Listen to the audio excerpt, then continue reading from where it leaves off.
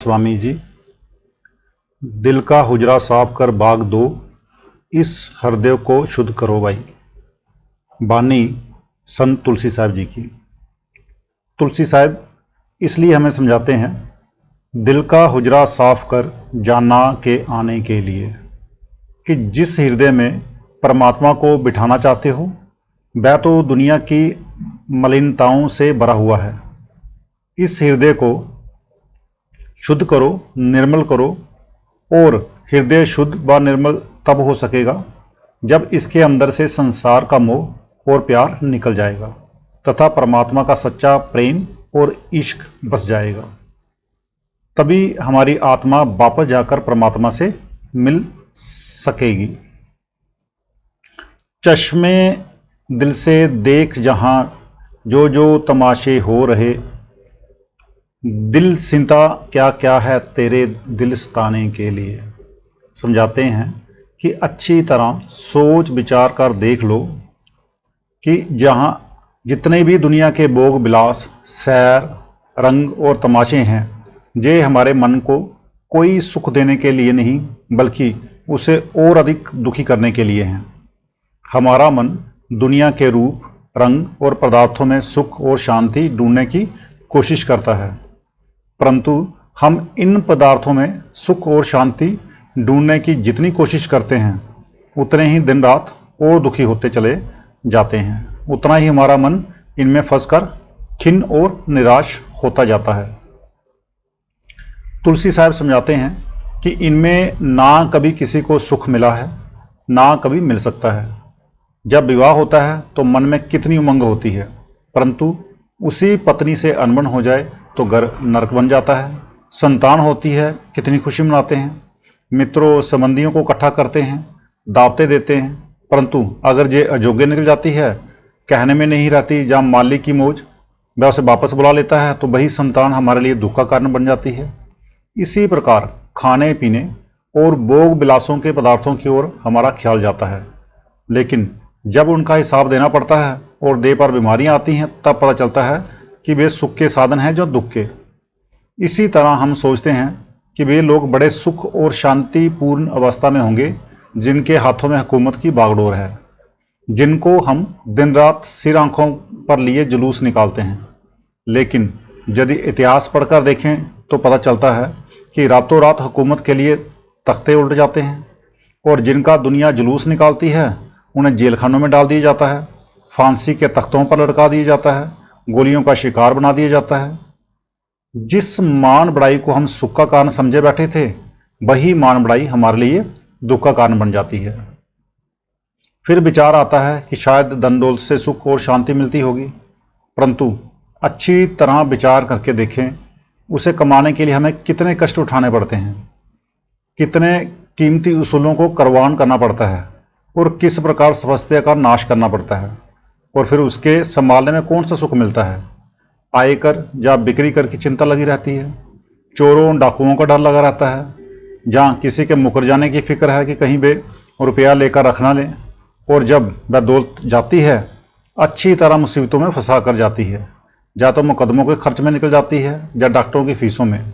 उसे कमाने में इतनी मुसीबतें भी उठाई और जाती भी रही, और उसके जाने पर दुख और मुसीबतें अलग भुगतनी पड़ी। इसलिए तुलसी साहब हमें समझाते हैं कि इस दुनिया की सैर, रंग व तमाशों को देखकर ना भूलो, इनमें कभी किसी को सुख नहीं मिला, इनमें कभी किसी ने शांति प्राप्त नहीं की।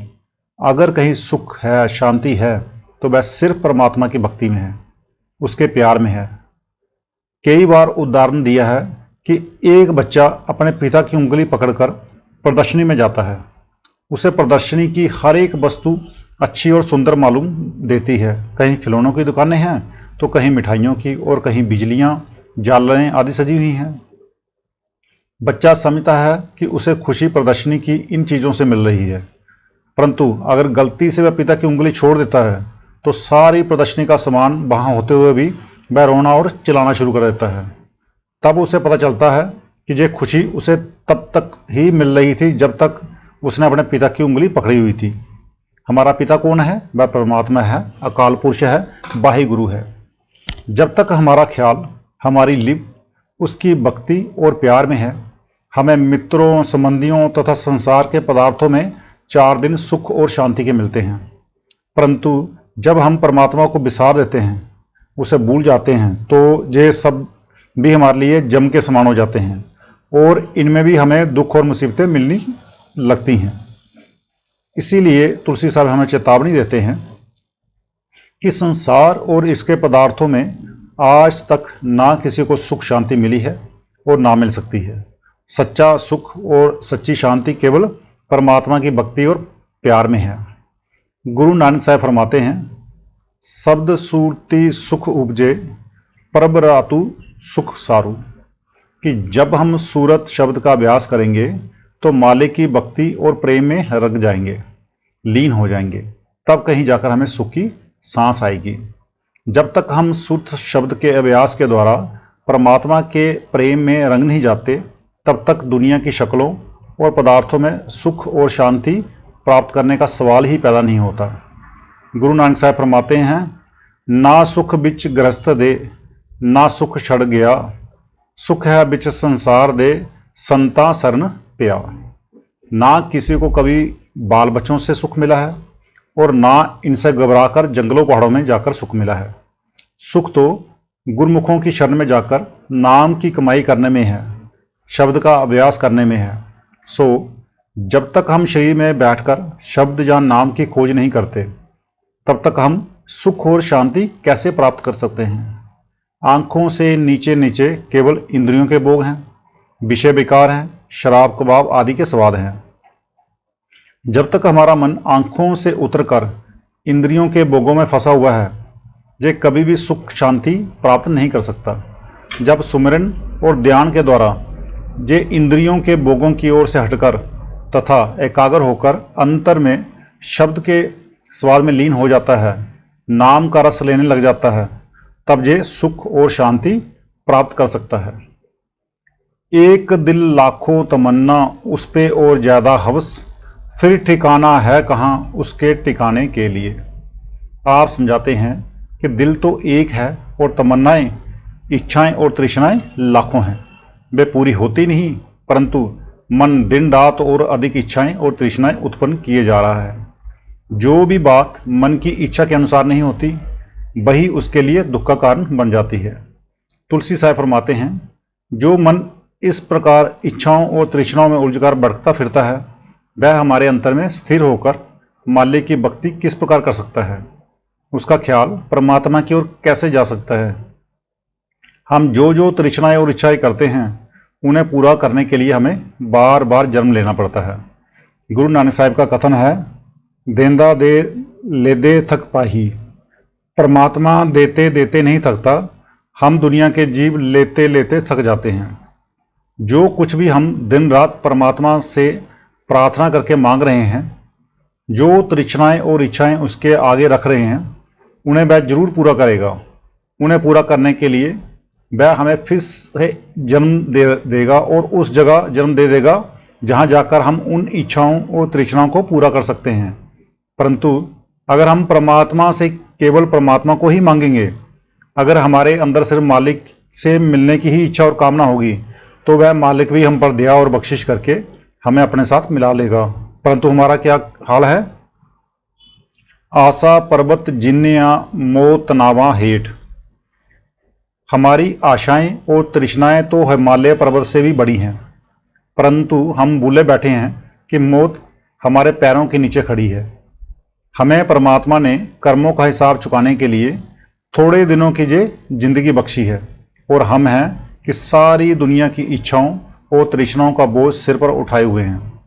इसलिए महात्मा समझाते हैं कि हमें मालिक के बाने, उसके हुक्म, उसकी रजा में रहना चाहिए। जिस हालत में भी परमात्मा हमें रखता है, उसी में राजी रहते हुए उसकी भक्ति करनी चाहिए। गुरु नानक साहब फरमाते हैं, जय राज कराही ते तेरी उपमा, ये भीख मंगावी ताकि गट जाई। हे परमात्मा, अगर तू सारी दुनिया का राज दे दे तो भी मुझे सिर्फ तेरी ही भक्ति करनी है, और अगर दर दर ठोकरें खानी पड़े तो भी मुझे कौन सा तेरा दरवाज़ा छोड़ देना है। मुझे तो फिर भी तेरी ही भक्ति और तुझसे ही प्यार करना है।